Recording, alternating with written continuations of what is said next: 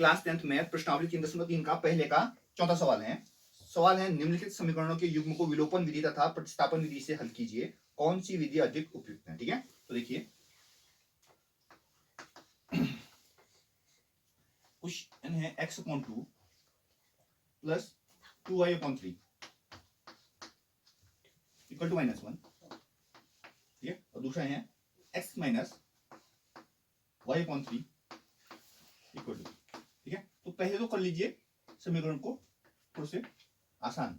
ठीक है, कैसे करेंगे, भिन्न को हटाएंगे। ठीक है, 2 और 3 का लॉस निकाल दो जो कि 6 आता है। फिर 2 से 6 में भाग दोगे, 2 3 6 होता है, तो 3 आया, 3 से x में गुणा करोगे 3x होगा, बीच में प्लस है तो प्लस लगा दो। फिर 3 से 6 भाग दो, 3 दूनी 6 होगा 2, फिर 2 से 2 में गुणा करोगे 2 दूनी 4, y का y। ठीक है, बराबर -1 है तो -1। ठीक है, अब 3 से गुणा कर दो, जिसके हर में कुछ नहीं होता है, एक होता है, तो जानते हैं।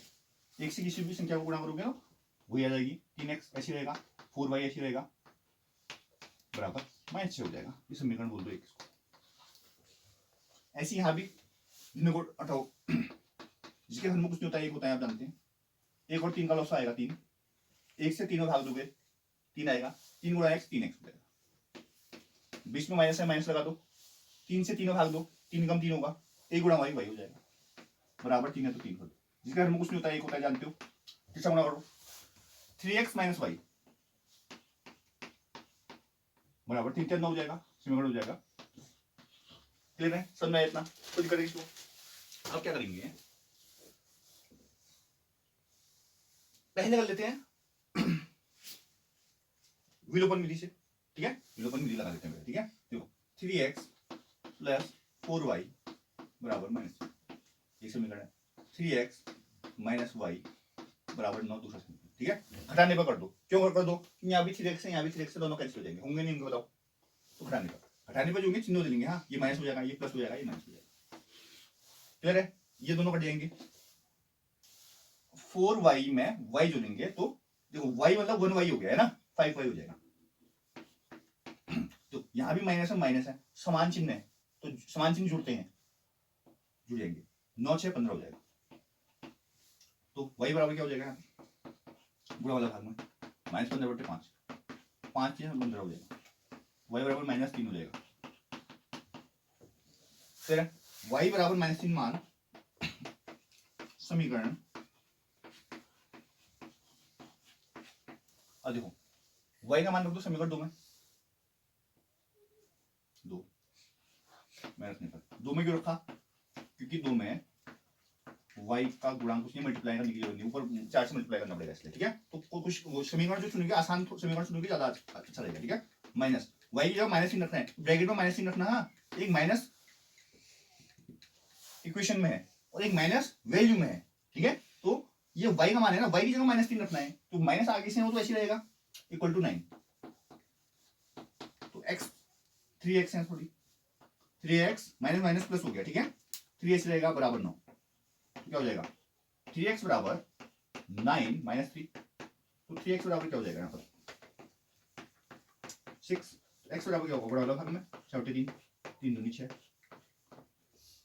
x बराबर 2, y बराबर 3 -3, ये आ गई वैल्यू। कौन सी विधि से, विलोपन विधि। समझ में आया, कोई दिक्कत है। अब प्रतिस्थापन विधि,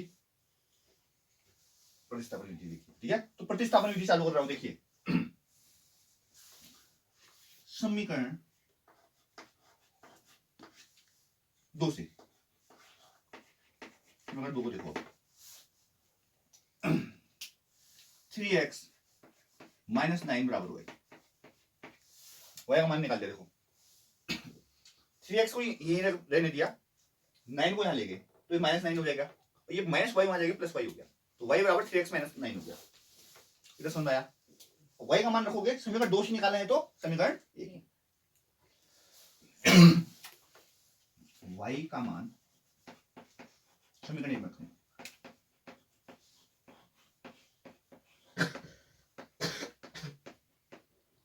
समीकरण 1 में रखिए, समीकरण क्या बोला, 3x प्लस 4y। ठीक है, तो 3x प्लस 4 इंटू y की जगह रखना है आपने 3x माइनस 9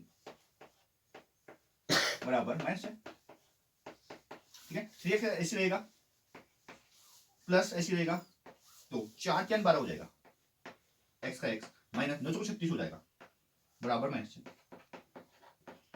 ठीक है, अब देखो 3x और 12x 15x हो जाएगा, होगा नहीं होगा, 15x और ये 36 में आ जाएगा प्लस हो जाएगा। ठीक है, देखो इस माइनस 36 में आ जाएगा प्लस 36 हो जाएगा, 36 हो जाएगा प्लस में, और ये माइनस 6 ऑलरेडी था, तो क्या हो गया 15x बराबर 30 हो गया, x बराबर 2 आ गया, x बराबर तो 15 दूनी 30 कर दो, लो 2 आ गया। क्लियर है, x बराबर 2 किस में रखोगे, समीकरण 3 में, सब तुमको 3 बोल दो, x बराबर 2 मान, x बराबर 2 मान समीकरण 3 में रखो, 3 इंटू 2 माइनस 9 बराबर y, तो y बराबर क्या हो गया, तो 3 दूनी 6 माइनस 9, 6 माइनस 9 माइनस 3 आएगा, क्यों, क्योंकि 3 दूनी 6, तो ये 3 दूनी 6 हो गया माइनस 9, विपरीत चिन्ह, ये जिसके आगे कुछ नहीं होता है वो प्लस होता है, ये माइनस है, विपरीत चिन्ह घटेंगे बड़ी संख्या का चिन्ह आता है, तो घटा दो दोनों को, 3 आएगा, बड़ी संख्या माइनस में तो माइनस 3 आएगा, समझ में आ गया, कोई दिक्कत किसी को।